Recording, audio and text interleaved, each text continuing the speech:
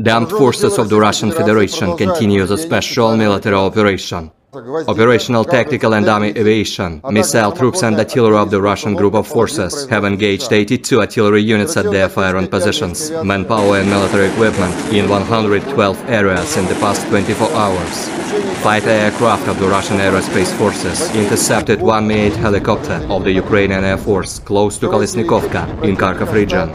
Air defense systems have engaged 5 HIMARS projectiles and 1 HARM anti-radiation missile during the day. Moreover, 7 Ukrainian unmanned aerial vehicles were shot down close to Kremenная, Rubezhnoye, Ploshchanka, Karamzinovka in Lugansk People's Republic and Kirillovka in Donetsk People's Republic. In total, 402 airplanes, 223 helicopters, 3,471 unmanned aerial vehicles, 414 air defense missile systems, 8,355 tanks and other armored combat vehicles, 1,070 combat vehicles equipped with MRLS, 4,395 field artillery cannons and motors, as well as 9,027 units of special military equipment have been destroyed during the special military operation. The other side, Ukraine Defense Ministry in a statement said Russia lost 700 servicemen in a single day. In total, Kremlin lost 165,610 servicemen during the conflict, including 3,537 tanks, 6,869 armored fighting vehicles as well as 305 jet fighters and 290 helicopters.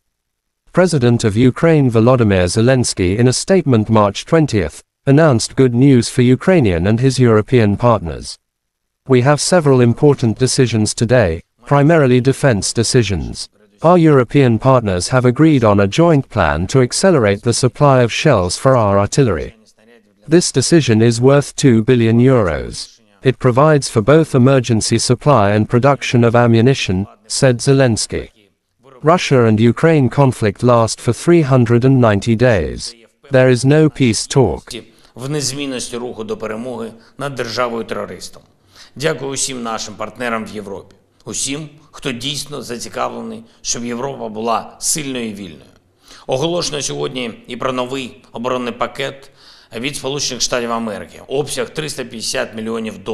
Це ракети для хаймарсів, артилерійські та інші боєприпаси. Все, що дійсно необхідно, щоб підтримати наших воїнів. Дякую президенту Байдену, Конгресу, усім американцям.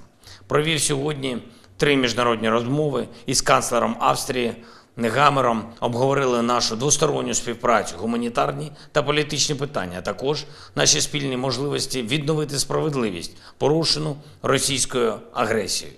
Я подякував Австрії за приєднання до групи, яка готує створення спецтрибуналу щодо агресії Росії проти нашої держави.